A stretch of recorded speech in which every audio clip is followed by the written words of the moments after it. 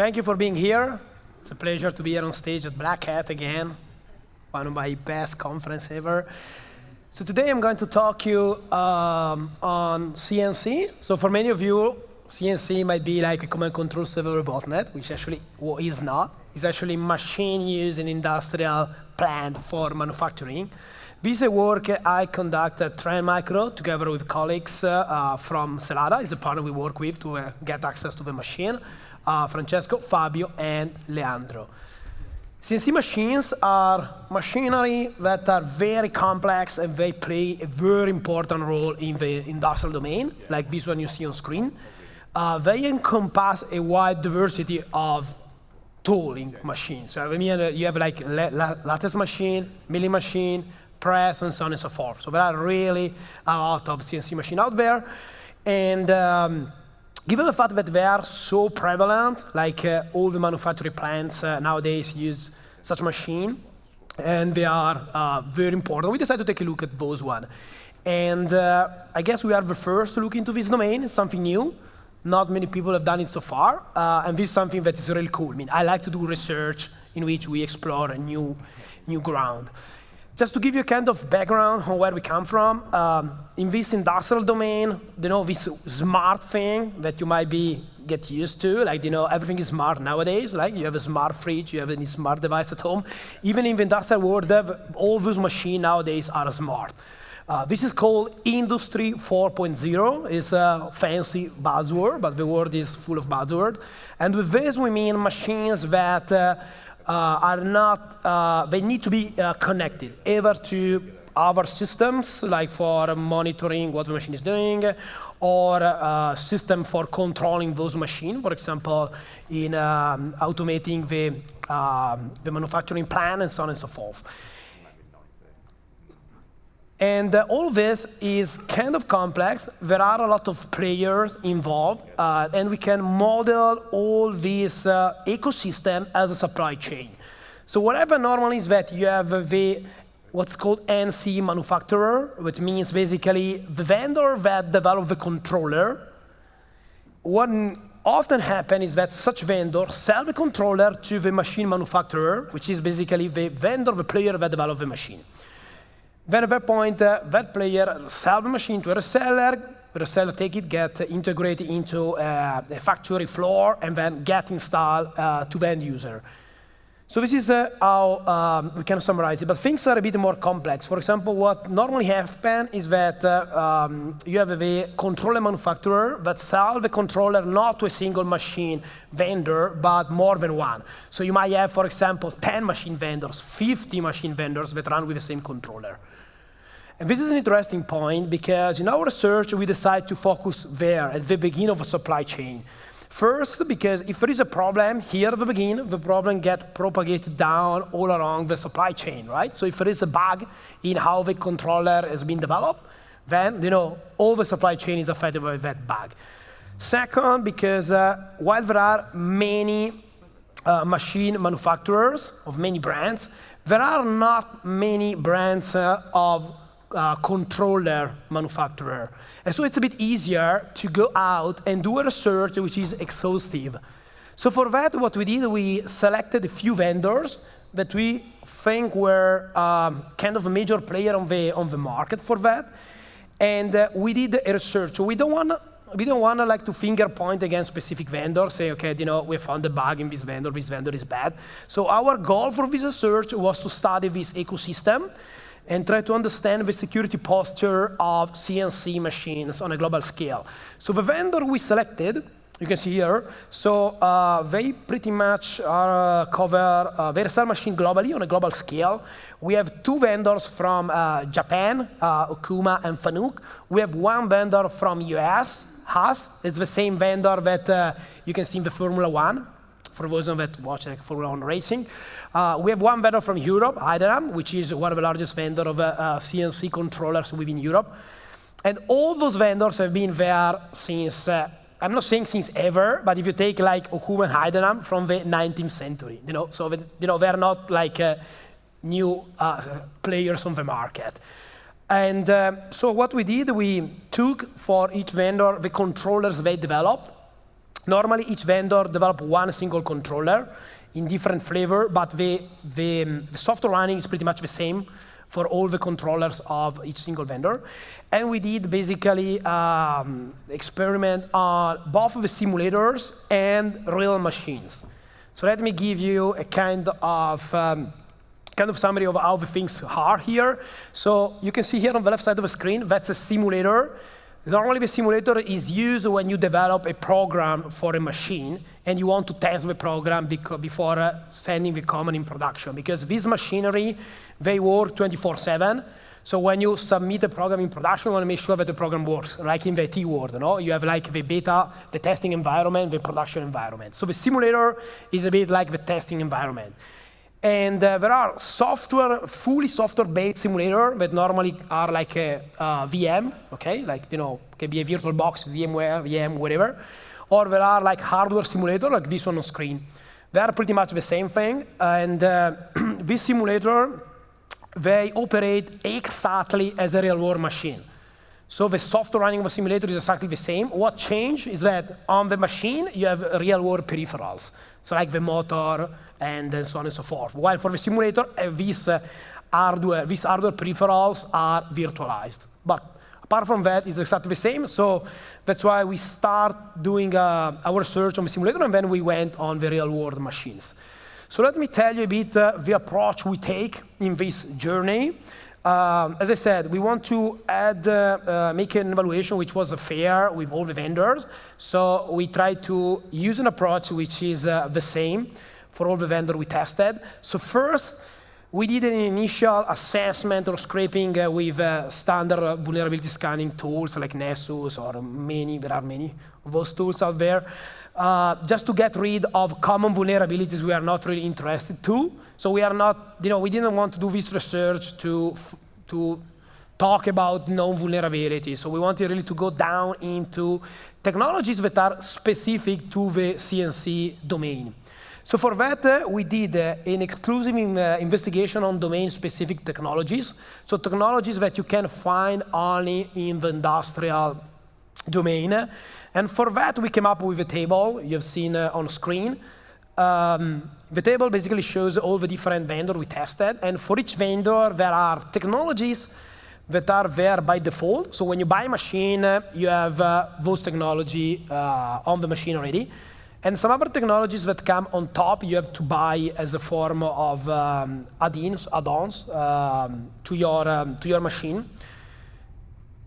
After that, let me give you this example first. So this is an example of one of these technologies we took a look at, and is a kind of common to have technologies that are proprietary in this world, as you can imagine.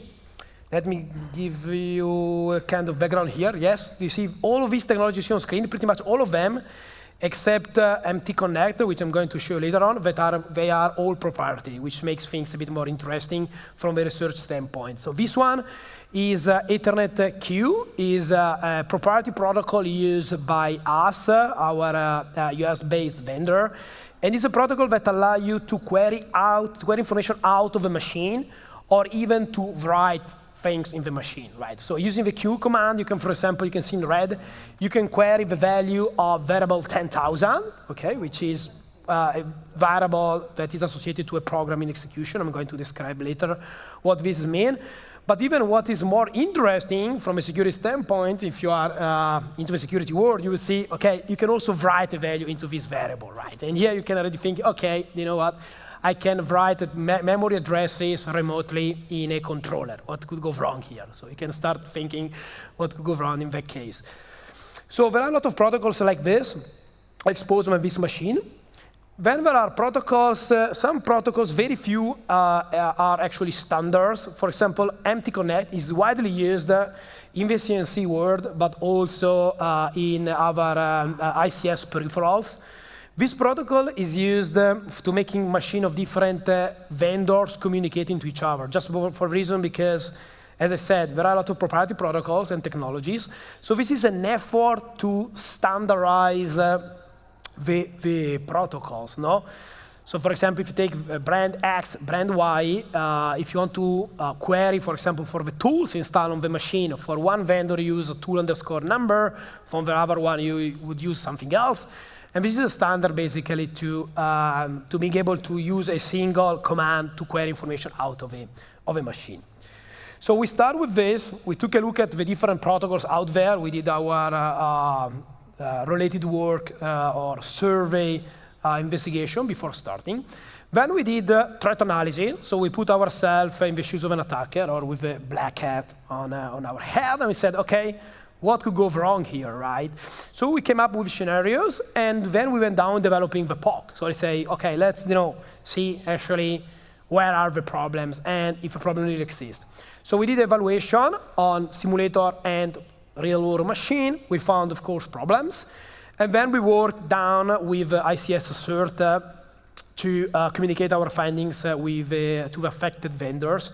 I'm going to talk about this later because it was not as easy as it could be, the responsible disclosure in this domain.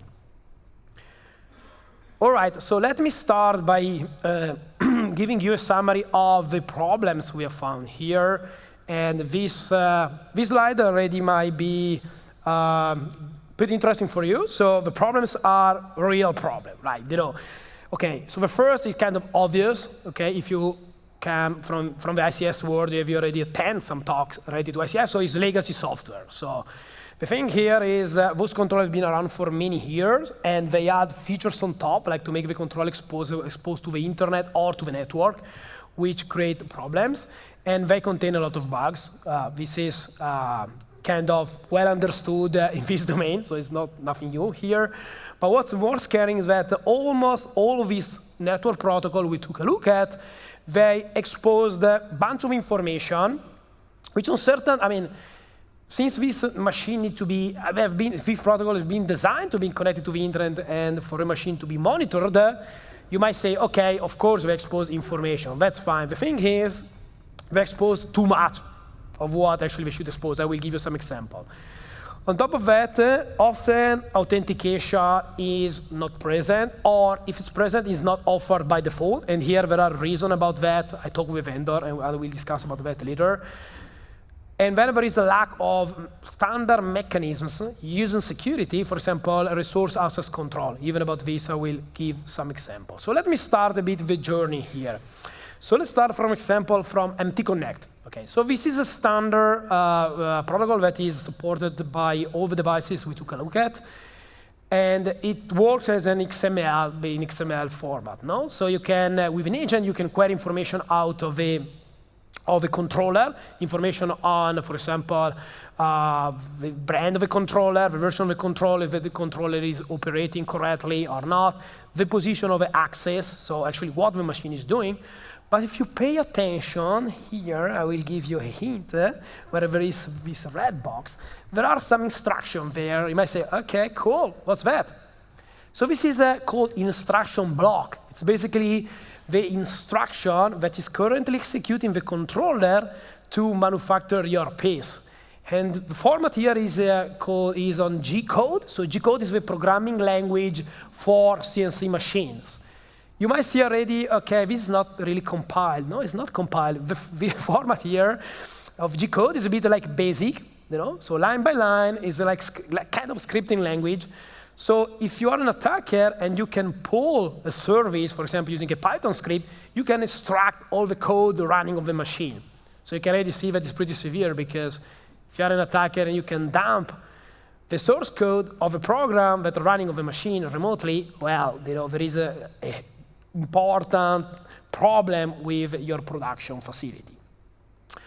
Another example is about the fact that these vendors, they are not really conscious on the security problems, because one of these vendors had an easy way to extract the firmware that was stored on the controller. For example, here you can see a photo of the board of one of his controller. So this board is a board produced by Seco, is an Italian brand. And if you open up the manual, you'd see that there is a jumper, which is jumper 27, that if it's enabled, you can ask the controller to boot a remote peripheral, no? Like an SD card. So at that point, it's super easy, right? You plug basically the SD card into your controller, you turn on the controller, and then you can run your live ISO, no? Like whatever live system. So at that point, you can easily mount the file system. You can dump all the file systems, so the firmware on the machine. And then you can also patch the firmware in a way that you can basically enable SSH. You can log in while the machine is running, and you can use the machine for doing dynamic analysis of anything. So we use this as a way to get root access to the machine to be able to do the experiment in an easier way. The problem here for the vendor is that we were able to extract all the firmware, so all the software running on the controller, of course, analyzing it. So, and after we talked with the vendor, they said, yeah, you know what, it's not much important for us if you have access to all our software and firmware running on the controller. I said, are you kidding me? What? In such an easy way. So you see, just to give you an idea of where we are from the security understanding in this domain. Another problem is the lack of resource access control. So what I mean here is that, take for example us, one of our vendors. So this is an example related to the protocol I showed you before, this Ethernet queue command protocol. This protocol for querying information out of the controller, as well as for writing memory registers. So by definition here, at least this is what the website says, you can write certain so-called macro variables. So these one are memory regions that are supposed to be located, if you make a comparison with the operating system for desktop or normal operating system, they should be located in the user space. So you have a program that executes on the machine, and you have a way to influence what the program is doing by changing remotely the content of variable at user space, so related to the program in execution. What you'd see from 10,000 to 10,999. In the example I'm going to show you just afterward, in the next slide, I'm going to show you how an attacker can not only write those variables, but also variables related to what we could say at kernel space, so related to how the machine and the controller operate.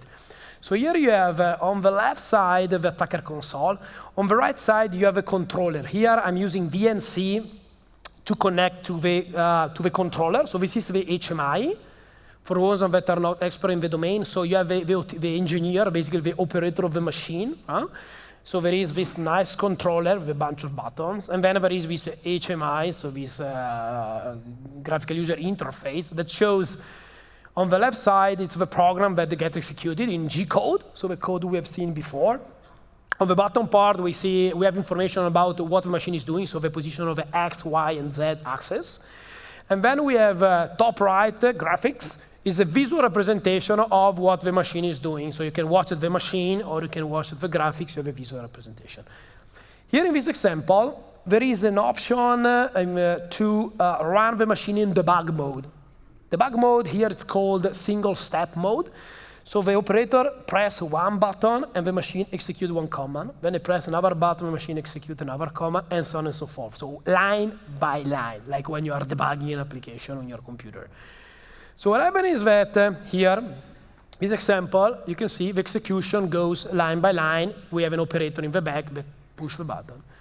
So what the attacker can do, he can easily connect to the service, write to a memory address on the machine that is responsible for this behavior, and it can disable this single-step mode. So as soon as the attacker writes on this memory region, then there is this out-of-bound write that would result in the single-step mode being disabled. So as you can see here, the code goes up to the end. You can see on the graphics that the function basically goes to the end. So you skip all the breakpoint in all the different instructions and go to the end. And this is very severe because if I'm debugging a manufacturing process and I'm drilling things around, and there is even an operator working on the machine and you have such attack, there is a problem for the safety of the operator, but also for what you're doing because the machine starts producing everything, boom, up to the end. So huge impact here. This is all summarized by this nice table we put together, which is super impressive, in my opinion. So this summarizes basically all the attacks we came up with, and how many of those one works on which vendor. So overall are something like 18 attacks? I mean, I would say 17 because one is generic compromise, so it's not really an attack. But let's say 17 attack plus the compromise, possibility to remotely compromise the controller. So as I said, we divide the attacks in different attack classes. I'm going to discuss them, but briefly, compromise is the way, if we manage to compromise the controller using like a known vulnerability, standard known vulnerability for the operating system running on the controller.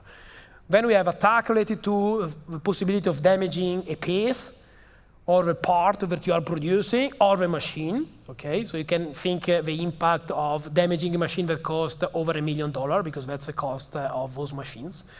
Denial of service, you all know what is denial of service is. In the production industry, that's super critical because, for example, in Italy, one of our car manufacturers in Italy develop a machine every, I think, 7 or 17 minutes, I don't recall, but around those times. So if you block the production even for 10 minutes, you know, it's a lot of money that get easily burned. Hijacking means, on the line there, means taking control of the production to make the machine doing something different from what is supposed. And the last class of attack is data theft. So leaking information out, like in the example we've seen before where we were able to leak like the source code of a program running on the machine. As you can see, the situation is very bad. And I believe our search just scratched the point of the iceberg, in the sense that we just took a look at which kind of services are exposed, and we managed to do all of this. So I said, okay, well, you know, there will be problem in the next years probably for, and if you guys are into security research, you want to look into this domain, you will for sure find a lot of issues.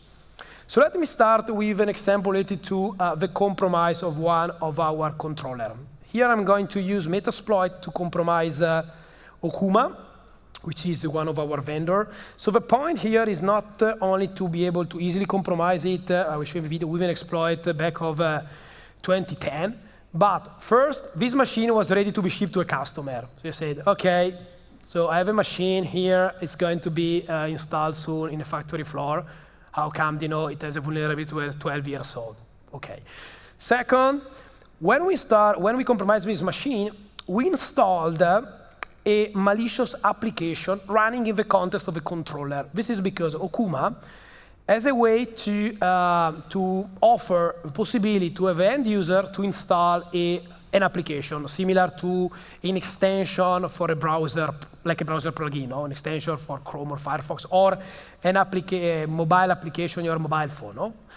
What happens is that if I install on my iPhone or whatever, like a mobile application, I need to grant permission to the application, like can the application access my contact list, can the application access my camera. This is called resource access control. In the case of Okuma, all the architecture behind the controller does not support resource access control. So when you install an application running the controller, you have access to anything, like all the functionality of the controller. And this is super scary because at that point you can easily implant a backdoor and you have full control on the controller. And this is exactly what we did here. So we use this vulnerability, which is called, as I said, 2010-061. We exploit the vulnerability, like super trivial, and Script-Kiddie can do that. We upload our malicious application, and we develop with a framework provided by Okuma for developing a controller application. The framework is called Think API, if you're interested. And then at that point, you can easily run. We install this service. This service connects back to our to ourselves, basically as an attacker. At that point, giving us the information of the machine that has been targeted. So the name of the machine, the serial number, the type of controller, IP address. At that point, we could connect in and query information out. So in this case, I'm querying for the value of the memory address number 1. Just an example. Of course, this could be easily like a botnet, right? That go out, basically target a bunch of different controllers, install itself, and basically would have access to anything.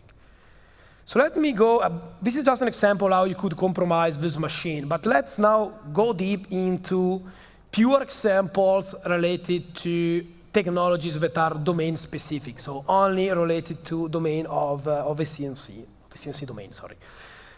Here is an example on how an attacker could tamper with the configuration of a tooling to introduce a micro-defect in the production. What does it mean here? It means you have a machine. The machine is configured with a set of tools, okay? What happens is that when the tools should be measured, usually are measured automatically by the machine.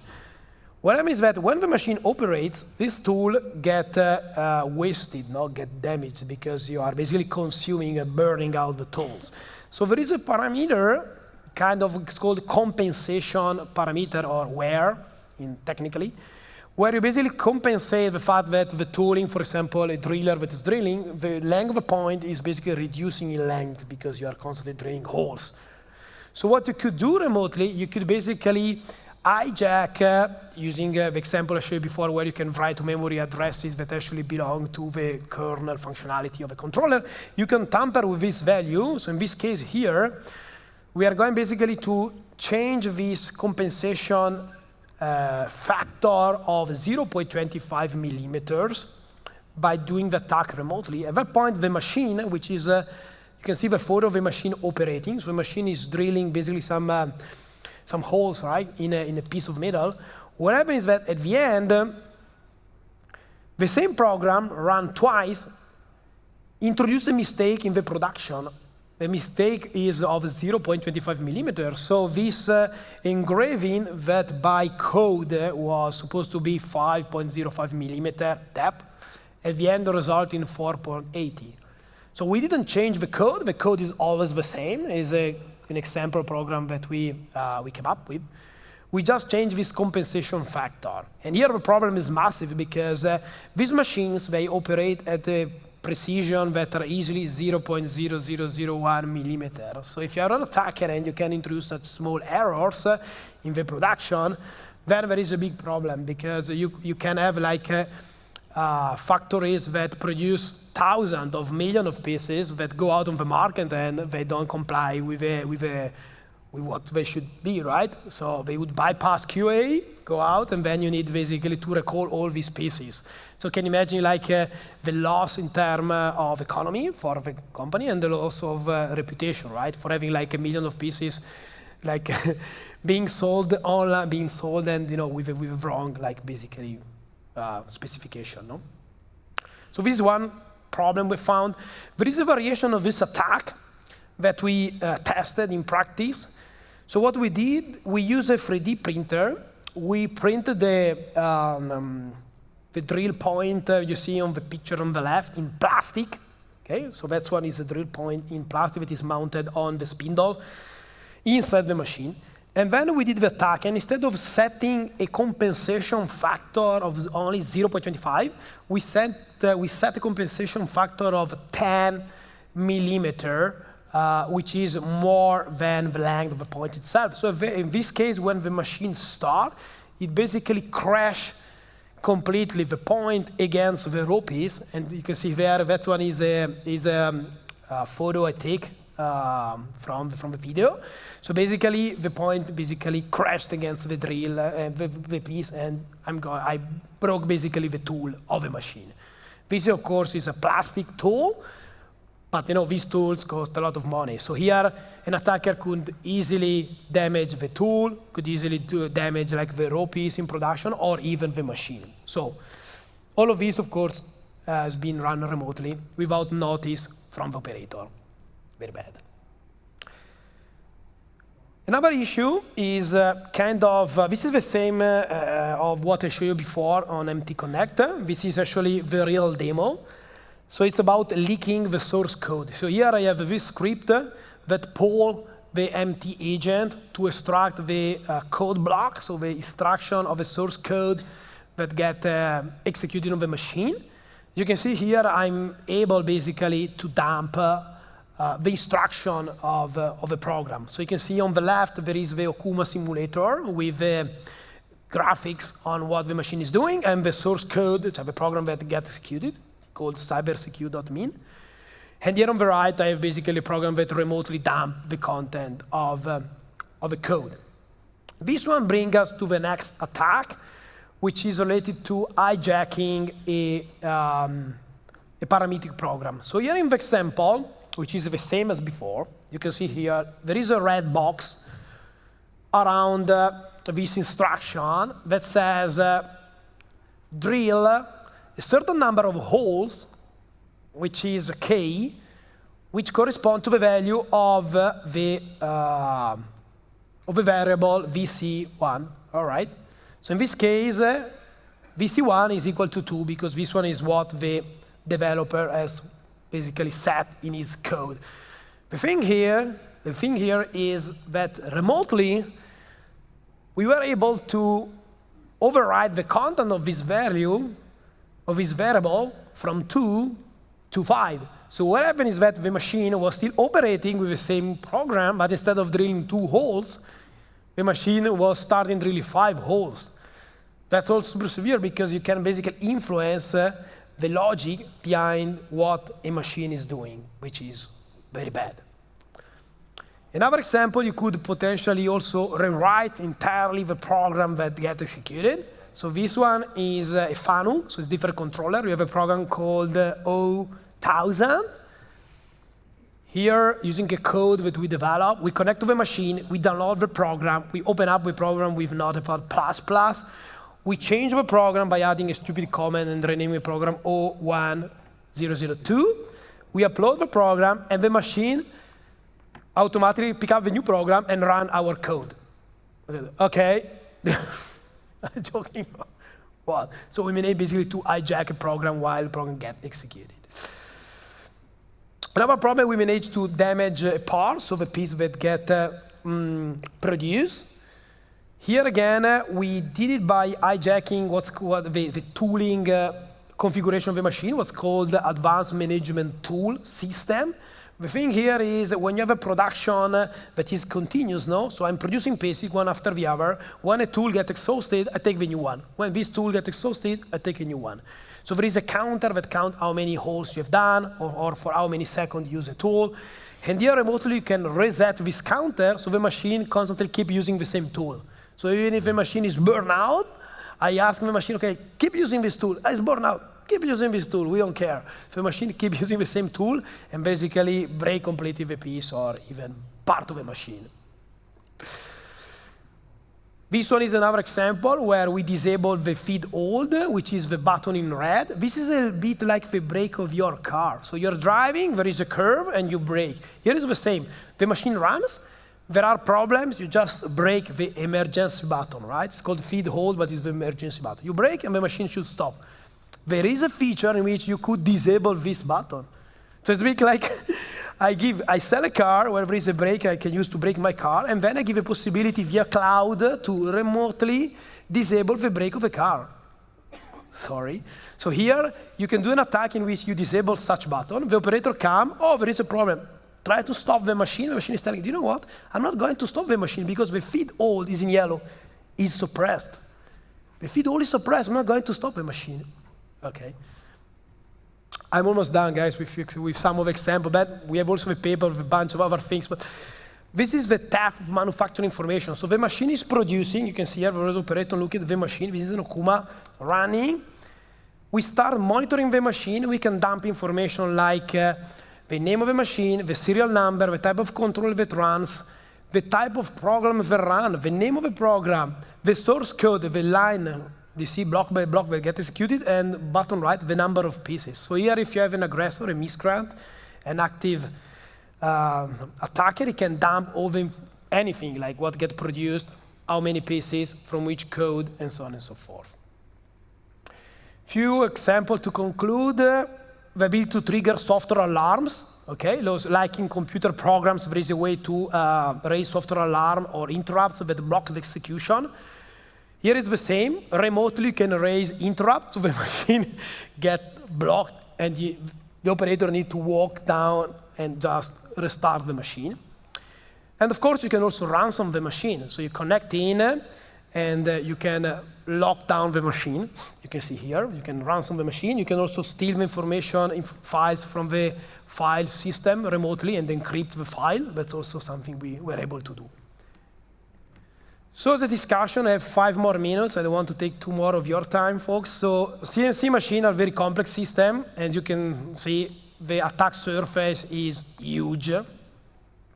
So we did this work, kind of my opinion, preliminary work, but we already found a bunch of interesting things. And some interesting points are, when we talk with a vendor, shift of the responsibility. So you talk to the manufacturers of a controller, they said, you know what, we provide controllers to the machine manufacturers, so it's their problem then to implement some of the security features. I said, no, that's not how it works. You're at the beginning of a supply chain, you have to do your best diligence in developing controllers that are safe, secure enough, and then each of the players in the supply chain can add on top of what you have done. Another problem, patch deployment is still a major issue, even if these machines are supposed to be smart, so connected to the internet, and maybe come with out-of-date functionality. I didn't see that at all, so that's also another big problem. Another huge problem is the lack of understanding when it comes to security. So we did our due diligence effort in doing a responsible disclosure with a vendor that took us 6 to 9 months. I mean, all the vendor at the end understood what we are talking about, but it's not like you're in one of the well-established vendors that have a cert and they already have people assigned to the security domain. Here you are talking with anyone. I mean, nobody's there is no security team in one of these vendors, even if they are vendors that have more than $1 billion revenue and 1,000 people working for them. So in our work, we work with them closely. We explain them the problem. At the end, all of them acknowledge our findings. So some are being fixed, some will be fixed in the future. The documentation has been improved so that the machine manufacturer know how to add, for example, support to authentication, because before they were not even aware of the fact that maybe a certain protocol would have the possibility to add authentication on top of a default configuration. Meanwhile, while all of these get implemented, there are countermeasures.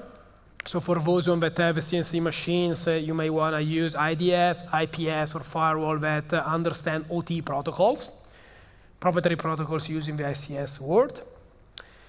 And if you're curious about what we did, we came up with a website. So if you Google for it, you will find for sure. There is a paper which is 70 or 80 pages long. It's a PDF that summarizes a bit what we have done with a bunch of more examples.